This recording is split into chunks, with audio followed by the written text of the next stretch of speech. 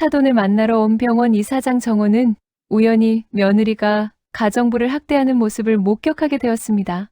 철석! 미라가 가정부의 얼굴을 후려갈기는 순간 정호는 심장이 멈추는 듯 했습니다. 뺨을 맞은 그 가정부는 35년 전 실종되었던 딸 은비와 너무나 닮아 있었기 때문이죠. 잃어버린 딸과 너무나 닮은 그 가정부는 며느리 미라에게 학대받고 있었는데요. 그 가정부는 정말 정호의 잃어버린 딸이었을까요? 학대받고 있었던 그 가정부는 어떻게 되었을까요? 따사로운 햇살이 비치는 오후, 종합병원 이사장인 정호는 소아과 의사인 사돈의 집으로 향하는 차 안에서 생각에 잠겨 있었습니다. 병원에서 얘기하지 않고 굳이 집으로 나를 부른 이유가 뭘까? 정호는 3층짜리 큰 저택의 대문 앞에 잠시 망설였습니다. 사돈, 정동식의 집, 언제나 그랬듯이 주변의 다른 집들에 비해 크고 멋진 저택이었습니다. 하지만 오늘은 왠지 모르게 마음이 편치 않았습니다. 아이고, 사돈. 어서 오세요.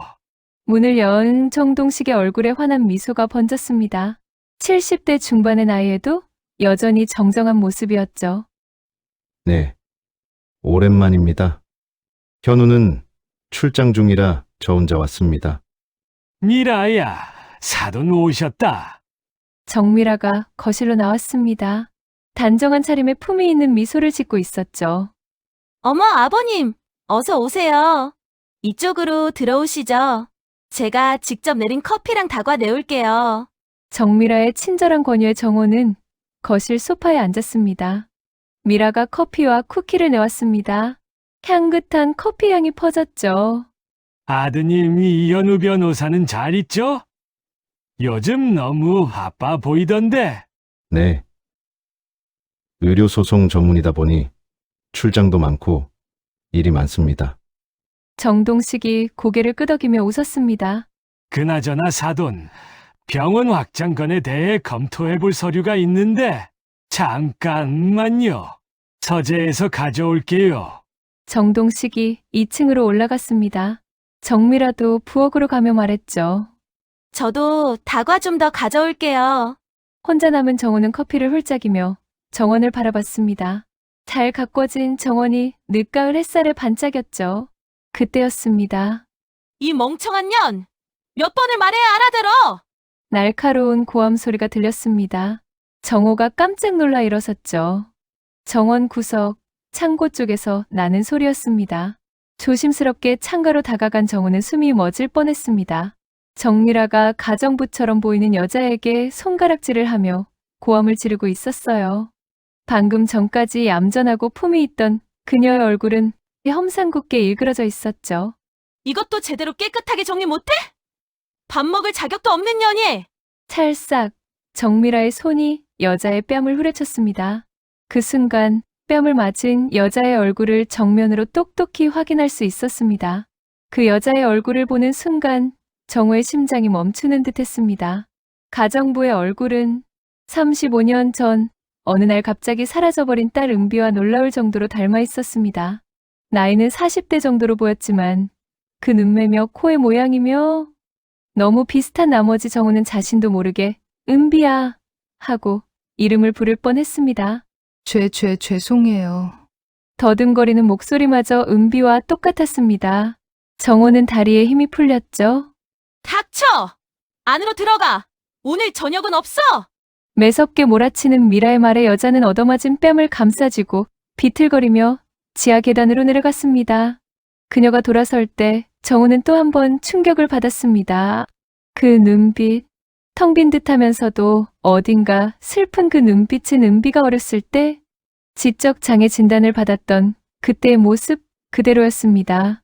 아버님, 커피 더 드실래요? 정미라가 아무 일도 없었다는 듯 미소 지으며 들어왔습니다. 정호는 간신히 마음을 가다듬었죠. 아니, 괜찮다. 방금 정원에 나갔다 왔는데 날씨가 참 좋네요. 정미라의 얼굴에는 조금 전의 잔인함이 전혀 남아있지 않았습니다. 정호는 소름이 돋았죠. 그날 밤 정호는 잠을 이룰 수 없었습니다. 35년 전의 기억이 밀물처럼 밀려왔습니다. 1989년 겨울, 정동식의 소아과에서 일어난 그 끔찍한 의료사고, 잘못된 약물 투여로 여러 아이들이 피해를 입었고, 심지어 중태에 빠진 아이도 있었습니다. 은비의 엄마는 그 진실을 밝히려 했었죠. 여보, 우리가 이렇게 그냥 있으면 안 되잖아요? 아이들이 위험에 빠졌는데 어디서부터 잘못된 건지 반드시 찾아야 해요. 굳은 결심을 한 아내의 마지막 말이 귓가에 맴돌았습니다. 그리고 며칠 후 아내는 의문의 교통사고로 세상을 떠났고 얼마 후 은비마저 유치원에서 오던 길에 감쪽같이 사라지고 말았습니다. 백방으로 수소문했지만 결국 찾을 수 없었죠. 아내의 죽음과 딸의 실종으로 비탄에 빠진 정호는 겁이 났습니다. 은비의 동생이었던 현우마저 잃을까봐 두려웠습니다. 그는 결국 딸을 찾는 것을 포기하고 병원을 경영하며 누나의 존재를 모른 채 살아가는 현우만 애지중지 키워왔습니다. 하지만 딸을 잃고도 찾지 못했다는 죄책감이 35년간 그를 괴롭혔죠. 일주일 후 정호는 우연히 시장 안을 걸어가던 중 그때 보았던 그 여자를 다시 마주치게 되었습니다. 깜짝 놀란 정호는 그녀를 불러세웠습니다. 저기, 잠깐만요. 여자는 깜짝 놀라 뒤를 돌아봤습니다. 햇빛 아래서 본 그녀의 얼굴은 더욱 은비를 닮아 있었죠. 미라 집에서 일하시던 분 맞죠? 며칠 전 만났던 미라 시아버지예요. 아, 네. 안녕하세요. 잠깐 차 한잔 할까요? 좀 물어볼 게 있어서요. 잠깐이면 돼요. 저기 카페로 갈까요? 여자는 망설이다가 고개를 끄덕였습니다. 하지만 카페에 앉자마자 불안해하며 주변을 두리번거렸어요. 이름이 뭐예요? 박소영이에요. 가족은 있나요? 여자는 고개를 가로저었습니다. 그 순간 그녀의 팔에 난 오래된 흉터가 보였습니다. 정호는 숨이 막혔죠. 은비가 5살 때 그네에서 떨어져 다친 그 자리였으니까요. 박소영! 너 왜 여기 있어? 찾았잖아! 갑자기 정미라가 나타났습니다. 따뜻했던 그녀의 얼굴이 순식간에 차갑게 변했죠. 죄송해요. 아저씨가 하여튼 한심하기는 닥치고 당장 일어나! 정미라는 소영의 팔을 거칠게 잡아 끌었습니다. 그리고 정호를 향해 공손하면서도 비꼬는 말투로 말했어요. 아버님! 우리 집 가정부한테 무슨 볼 일이 있으세요? 이 여자가 뭐라고 구걸했나요? 정말 한심한 꼴통이에요! 그 조롱하는 듯한 말투에 정호는 아무 말도 할 수 없었습니다. 그날 밤 정호는 결심했습니다. 최 실장, 내일 병원으로 와줄게. 병원 행정실장인 최 비서는 30년간 그를 보좌해온 믿을 만한 사람이었습니다. 부탁이 있네. 아무도 모르게 조사해줬으면 하는 사람이 있어. 정호는 떨리는 손으로 낡은 사진 한 장을 꺼냈습니다. 5살 은비의 사진이었죠. 이 아이를 찾아야 해. 아니, 이미 찾은 것 같아. 하지만 확실히 해야 할 것이 있어. 최 비서는 놀란 표정을 지었지만 곧 고개를 끄덕였습니다. 그리고 김 원장도 만나고 싶어. 정신과 전문의 말이야. 정호는 창밖을 바라보며 중얼거렸습니다. 35년이야. 35년 동안 내가 얼마나 후회하며 살았는지. 그의 주먹이 떨렸습니다. 분노와 죄책감, 그리고 희망이 뒤섞인 복잡한 감정이었죠. 만약 그 여자가 정말 은비라면, 만약 딸이 35년 동안 저런 학대를 받으며 살아왔다면, 정호는 이를 악물었습니다. 무슨 일이 있어도 진실을 밝히고 딸을 구해낼 것입니다. 비록 35년이나 늦었지만, 이제라도 아버지의 역할을 해야겠다고 굳게 결심했습니다. 어떤 희생을 치르더라도 반드시 딸을 되찾겠다고 말이죠. 병원 유전자 검사실의 불빛이 새벽까지 꺼지지 않았습니다. 정호는 떨리는 손으로 전화기를 들었습니다. 현우야, 내일 시간 있니? 아빠가 할 말이 있어. 35년간 감춰온 비밀을 털어놓을 시간이 왔습니다. 정호는 아들이 오기를 기다리며 긴장되어 떨려오는 두 손을 맞잡았습니다. 병원 이사장실. 평소엔 편안했던 이곳이 오늘은 숨막히게 느껴졌습니다. 35년간 감춰온 비밀을 털어놓을 시간이 왔기 때문이었죠. 아버지, 무슨 일이세요? 이렇게 급하게 부르시고. 현우가 들어왔습니다. 의료소송 전문 변호사답게 날카로운 눈빛이었죠. 정호는 깊은 숨을 들이쉬었습니다. 현우야, 앉아라. 아빠가 할 말이 있어. 현우의 표정이 굳어졌습니다. 아버지가 이렇게 긴장하여 떨리는 목소리로 얘기하는 모습을 처음 보았기 때문이었습니다. 너한테 35년 동안 얘기하지 못했던 것이 있어. 정호는 낡은 사진첩을 꺼냈습니다. 먼지가 쌓인 표지가 세월을 말해주었죠. 이게 누구예요? 네, 누나야.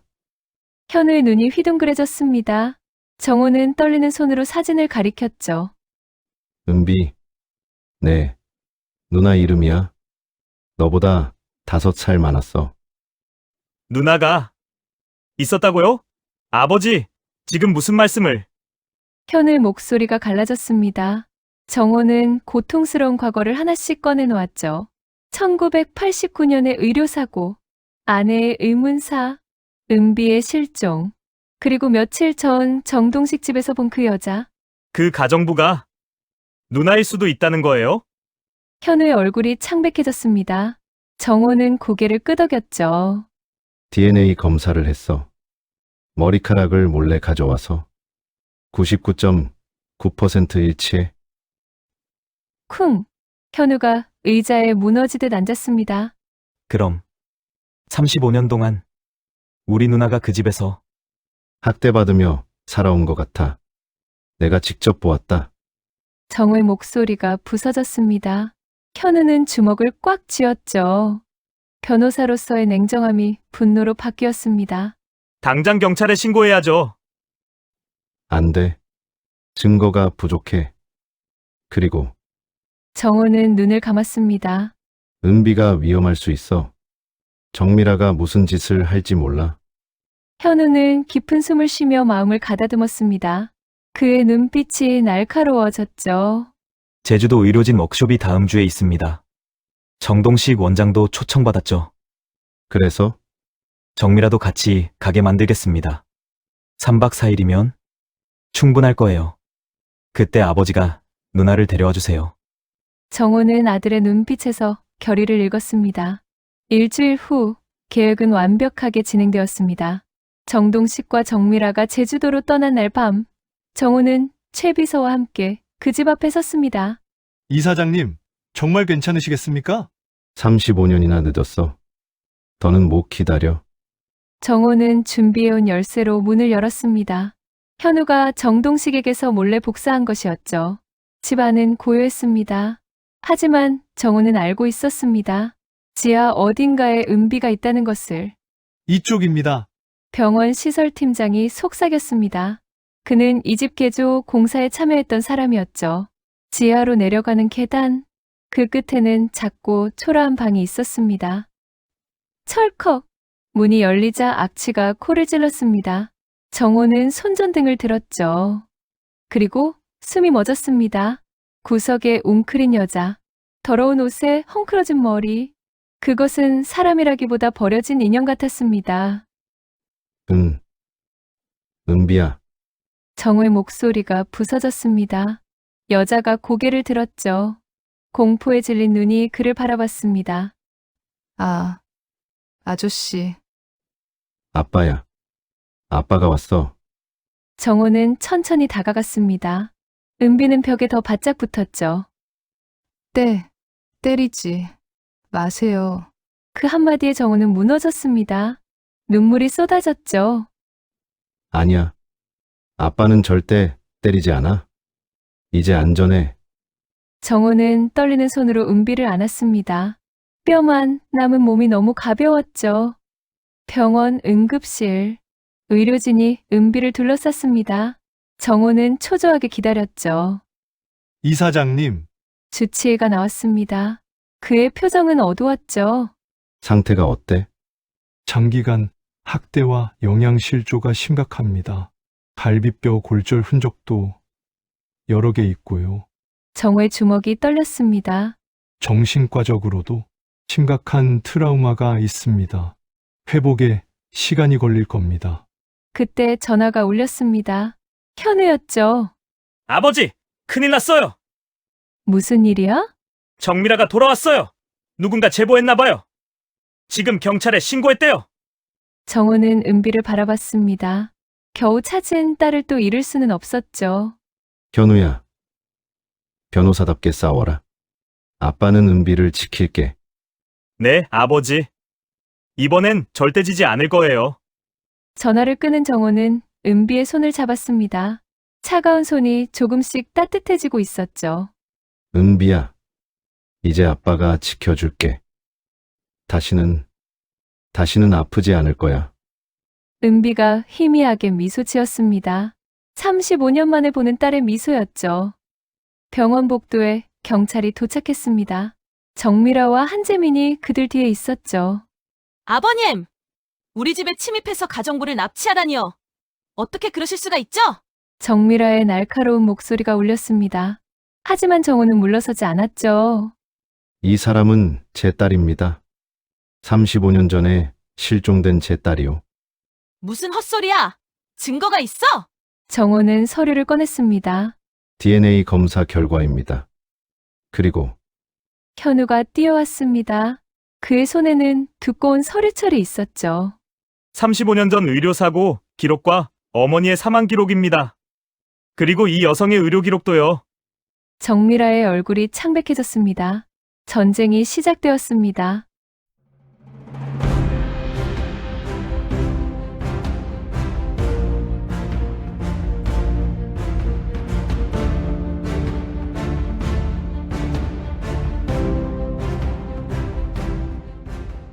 정호는 35년 전 사건 파일을 펼쳤습니다. 빛바랜 종이에서 과거의 악몽이 되살아났습니다. 1989년 12월 정동식 소아과. 잘못된 약물로 12명의 아이들이 쓰러졌습니다. 이 사진 좀 보세요. 현우가 낡은 신문을 가리켰습니다. 피해자 가족들이 모여있는 사진이었죠. 맨 앞에 서 있는 여성의 얼굴이 선명했습니다. 은비의 엄마였습니다. 어머니가 피해자 대표였군요. 정호는 고개를 끄덕였습니다. 아내의 마지막 모습이 떠올랐죠. 진실을 밝히겠다고 했어. 아이들이 왜 쓰러졌는지, 누가 책임져야 하는지. 그리고 일주일 후 아내는 교통사고로 세상을 떠났습니다. 은비도 같은 날 사라졌고요. 우연이 아니었을 겁니다. 현우의 목소리가 차가웠습니다. 정호는 창밖을 바라봤습니다. 35년이란 세월이 무겁게 느껴졌어요. 그때 노크 소리가 들렸습니다. 이사장님, 김 원장입니다. 정신과 주치의가 들어왔어요. 그의 표정이 밝았어요. 은비 씨가 정상적으로 말을 하기 시작했습니다. 정호의 심장이 뛰었습니다. 일주일 만에 진전이었죠. 병실로 달려간 정호는 은비 옆에 앉았습니다. 은비의 눈빛이 전보다 맑아 보였죠. 아저씨가 제 아빠예요? 그 한마디에 정호는 눈물을 참을 수 없었습니다. 그래, 은비야. 내가 아빠야. 은비가 떨리는 손으로 정호의 손을 잡았습니다. 그 사람들 나쁜 사람들이에요. 누구 말이니? 정미라, 한재민, 은비의 목소리가 작아졌습니다. 하지만 분명했죠. 병원 차지하려고 서류 위조했어요. 정호와 현우는 시선을 주고받았습니다. 은비가 계속 말했죠. 돈 많이 받았어요. 건설회사에서. 그 사람들 돈 주고받을 때 옆에서 제가 다 들었어요. 퍼즐 조각이 맞춰지기 시작했습니다. 현우는 즉시 병원 회계팀과 IT팀을 소집했습니다. 정미라와 한재민이 주고받았던 메일과 거래 실적, 서류를 모두 찾아주세요.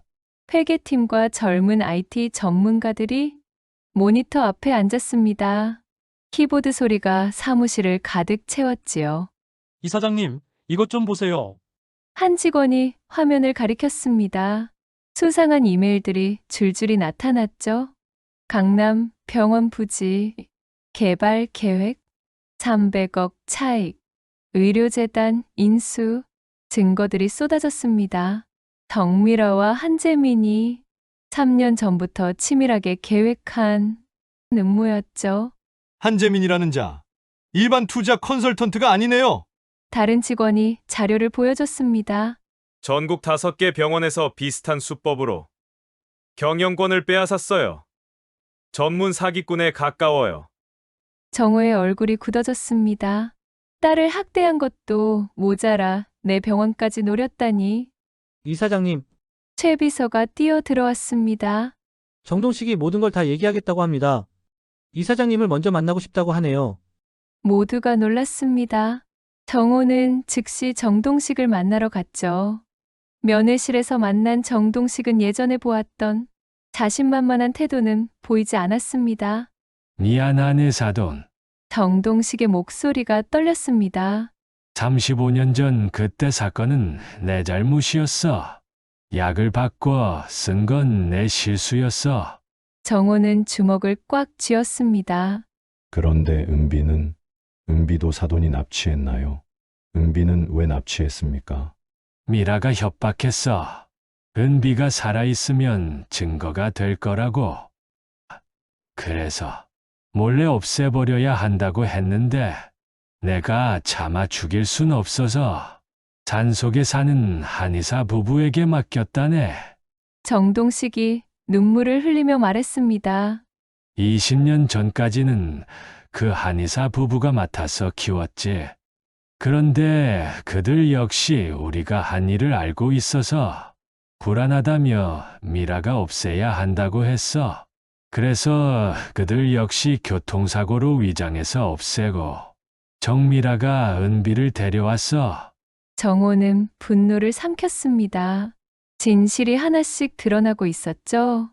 병원으로 돌아온 정호는 의료진을 모았습니다. 여러분, 우리 병원이 위기입니다. 10명의 의사와 간호사들이 모였습니다. 정호는 모든 사실을 털어놓았죠. 저희가 돕겠습니다. 젊은 의사가 먼저 나섰습니다. 수많은 어린 환자들과 은비 씨를 그렇게 만든 사람들을 용서할 수 없어요. 맞아요. 우리가 증인이 되겠습니다. 의료진의 목소리가 하나로 모였습니다. 정호는 가슴이 뜨거워졌죠. 그때 현우가 달려왔습니다. 아버지! 검찰에서 연락 왔어요! 정미라와 한재민에 대한 체포영장이 발부됐대요! 하지만 안심하기엔 일렀습니다. 그리고 그들이 내일 임시 주주총회를 열어서 아버지를 해임하려 한대요! 정호는 입을 굳게 다물고 주먹을 불끈 쥐었습니다. 그래? 그럼 우리도 준비해야겠네. 다음 날 아침 병원 대강당, 정미라와 한재민이 당당하게 들어왔습니다. 그들 뒤에는 매수된 이사들이 있었죠. 오늘로 이 병원의 주인이 바뀔 겁니다. 한재민의 오만한 목소리가 울렸습니다. 하지만 정호는 침착했습니다. 그 전에 보여드릴 게 있습니다. 대형 화면에 증거들이 나타났습니다. 위조 서류, 뇌물 기록, 불법 거래 내역. 이게 뭐야? 정미라의 얼굴이 하얗게 변했습니다. 그때 검찰이 들어왔습니다. 정미라, 한재민, 체포합니다. 수갑이 채워졌습니다. 정미라가 악을 썼죠? 아버님, 어떻게 저한테 이러실 수가 있죠? 내가 이대로 끝낼 줄 아세요? 가만히 있지 않을 거예요. 하지만 정호는 담담했습니다. 35년이 걸렸지만 진실은 밝혀지는 법이다. 병원 직원들이 박수를 쳤습니다. 정의가 승리한 순간이었습니다. 은비의 병실로 돌아온 정호는 딸의 손을 잡았습니다. 이제 안전해. 다시는 아무도 너를 괴롭히지 못할 거야. 은비가 5살 아이같이 해맑게 웃었습니다. 35년의 어둠이 끝나고 새로운 빛이 비치기 시작했죠. 법정의 문이 열렸습니다. 현우가 당당한 걸음으로 들어섰죠. 의료소송 전문 변호사 10년. 오늘은 그 경험이 빛을 발하는 날이었습니다. 재판장님, 이 사건은 단순한 유괴 감금 사건이 아닙니다. 현우의 목소리가 법정에 울렸습니다. 35년간 이어진 조직적 범죄입니다. 검사석에 앉은 박 검사가 고개를 끄덕였습니다. 현우와 밤새 준비한 자료들이 그의 앞에 쌓여 있었죠. 방청석이 술렁였습니다. 35년 전 의료사고 피해자 가족들이 모여 있었습니다. 머리가 하얗게 센 노인들. 그들의 눈에는 오랜 한이 맺혀 있었죠. 저도 그때 아이를 잃었습니다. 한 할머니가 눈물을 닦았습니다. 이제라도 진실이 밝혀져서 정말 감사합니다. 정호는 그들을 바라보며 가슴이 먹먹해졌습니다. 35년 전 아내가 함께 싸우려 했던 사람들이었으니까요. 증인석에 은비가 앉았습니다. 2달간의 치료로 많이 회복했지만 은비는 여전히 떨리는 것 같았죠. 정호는 딸을 격려하는 눈빛을 보내며 고개를 끄덕였습니다. 정호의 따스한 시선을 느낀 은비는 힘을 얻은 듯 허리를 꼿꼿이 세워 앉았습니다. 성함이 어떻게 되시죠? 이은비입니다. 작지만 분명한 목소리였습니다. 법정이 조용해졌죠? 35년 동안 어떻게 지내셨는지 말씀해 주시겠습니까? 은비가 깊은 숨을 들이쉬었습니다. 처음 20년은 산에서 살았어요. 할아버지, 할머니가 잘해주셨어요. 은비의 목소리가 떨렸습니다. 그분들이 사고로 돌아가신 후 지금 집으로 강제로 끌려왔고요. 지하에 있는 방에서 지내며 매일 집안일을 했어요. 법정에 침묵이 흘렀습니다. 은비가 계속했죠. 매일 맞았어요. 밥도 하루에 한 번. 누가 그렇게 했습니까? 정미라, 한재민 둘 다요. 고통스러웠던 과거를 회상하는 것이 괴로웠던지 은비의 눈에서는 눈물이 흘렀습니다. 하지만 끝까지 말했죠. 병원 서류 위조하는 것도 봤어요. 돈 봉투 주고받는 것도. 피고인석의 정미라가 벌떡 일어났습니다. 거짓말이야. 저 정신병자 말을 어떻게 믿어? 피고인은 자리에 앉으세요. 재판장이 엄하게 말했습니다. 현우가 증거를 제출했습니다. 재판장님, 이것은 병원 최신 MRI로 촬영한 은비 씨의 뇌 영상입니다. 대형 화면에 내 사진이 나타났습니다. 이 부분을 보시면 장기간 학대로 인한 손상이 명확히 보입니다. 의학 전문가가 나와 설명했습니다. 그리고 이것은 3D 스캔으로 복원한 골절 흔적입니다. 최소 15년 이상 지속된 학대의 증거죠. 첨단 의료 기술이 35년의 고통을 낱낱이 드러냈습니다. 법정 밖에서는 취재진이 몰려 있었습니다. 35년 만에 재회, 의료계 비리의 충격적 진실, 뉴스 속보가 전국에 퍼졌습니다. 시민들의 분노가 들끓었습니다. 의료사고, 은폐가 이렇게 무서운 거였어? 가족을 35년이나 갈라놓다니? 여론이 들끓자 정치권도 움직였습니다. 의료사고 피해자 보호법을 만들어야 합니다. 국회의원들이 앞다퉈 법안을 내놓았죠. 다시 법정 안, 검사가 최후 진술을 했습니다. 피고인들은 35년간 조직적으로 범죄를 저질렀습니다. 엄벌에 처해야 합니다. 현우도 일어섰습니다. 재판장님, 제 누나인 이은비는 35년을 잃었습니다. 지나버린 시간을 되돌릴 순 없지만 이제라도 정의를 바로 세워야 합니다.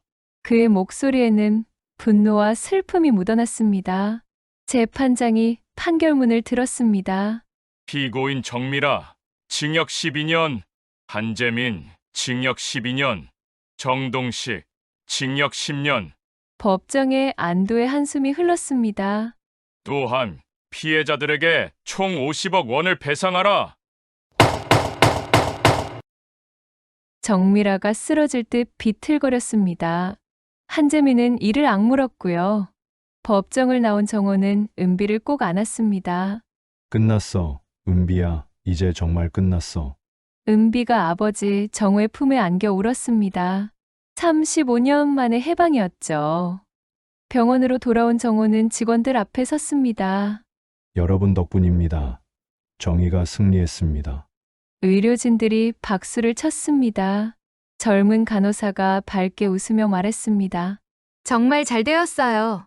저 사람들에게 병원이 넘어가지 않아서 다행이에요. 은비 씨가 빠르게 회복된 것도요. 정호는 고개를 끄덕였습니다. 이제 새로운 시작입니다. 우리 병원은 돈이 아닌 생명을 위해 일할 겁니다. 다음 날 정호는 은비와 현우 두 사람과 함께 아내의 묘를 찾았습니다. 여보, 우리 은비 찾았어. 늦어서 미안해. 앞으론 내가 잘 돌볼 테니 걱정하지 마. 아내의 무덤에 나비 한 마리가 날아와 살포시 앉았습니다. 마치 아내가 대답하는 것 같았죠. 곁에 있던 현우도 눈물을 닦으며 누나 은비의 손을 꼭 잡았습니다. 이제 누나를 절대 잃지 않을 거야. 평생 누나 옆에 내가 있을게. 현우와 은비가 서로 바라보며 따스하게 미소 지었습니다. 정호와 현우, 은비 세 사람은 다 함께 손을 꼭 잡았습니다. 35년 만에 한 가족이 모인 것입니다. 정의는 늦게 왔지만 확실히 왔습니다. 35년의 어둠을 뚫고 마침내 빛이 찾아온 것입니다. 봄비가 내리던 날이었습니다. 정호는 이사장실을 둘러보았습니다. 40년간 일했던 이곳을 떠날 시간이 온 것이었지요. 아버지, 정말 은퇴하실 생각이세요? 괜찮으시겠어요? 현우가 걱정스럽게 물었습니다. 정호는 미소를 지었죠. 이제 은비와 시간을 보내고 싶어. 35년이란 세월을 보냈는데, 이젠 더 이상 다른데 시간 쓰고 싶지 않구나. 책상 위에는 사직서가 놓여 있었습니다. 정호의 표정은 평온했죠. 그리고 새로운 일을 시작하려고. 새로운 일이요? 의료사고 피해자 지원재단. 우리 같은 가족이 다시는 생기지 않도록. 현우의 눈이 반짝였습니다. 아버지의 새로운 꿈이 자랑스러웠죠. 은비의 재활실. 하나, 둘, 셋. 은비가 평행봉을 잡고 걷고 있었습니다. 35년간 갇혀 지낸 탓에 근육이 약해졌죠. 잘하고 있어요. 은비 씨. 젊은 물리치료사가 격려했습니다. 은비의 이마에 땀이 맺혔죠. 조금만 더. 드디어 평행봉 끝에 도착했습니다. 은비가 환하게 웃었죠. 해냈어요. 정호가 박수를 쳤습니다. 정호의 눈가가 촉촉해졌지요. 한 달 후, 은비는 처음으로 영화관에 갔습니다. 이게 영화관이에요? 커다란 스크린을 보며 은비가 감탄했습니다. 40살이 넘었지만 마치 아이 같았죠. 누나, 팝콘도 먹어봐. 현우가 팝콘을 건넸습니다. 은비가 조심스럽게 한 알을 먹었죠? 와, 달콤해요. 그 순수한 모습에 정호는 가슴이 아팠습니다. 평범한 일상이 은비에겐 기적이었으니까요. 레스토랑에서의 첫 식사도 특별했습니다. 와, 여기는 동화책에서나 보던 곳 같아요. 은비가 휘둥그레진 눈으로 주위를 둘러봤습니다. 촛불이 흔들리는 테이블이 낯설었지요. 뭐 먹고 싶어? 저도 골라도 돼요? 은비의 조심스러운 물음에 정호는 목이 맸습니다. 당연하지. 뭐든지 먹고 싶은 걸로. 은비가 메뉴판을 한참 들여다봤습니다. 글자 하나하나를 손가락으로 짚으며 이것저것 질문을 하는 은비를 바라보며 정호는 마음속으로 다짐했습니다. 앞으로 이 아이를 위해 내 남은 시간을 모두 바치겠다라고요. 정호는 병원 이사장직을 사임한 후 바로 의료재단 설립에 착수했습니다. 정호의 사연에 공감하는 많은 사람들이 합류하면서 한 달도 되지 않아 새로운 재단 사무실이 문을 열었습니다. 함께하는 의료정의 재단.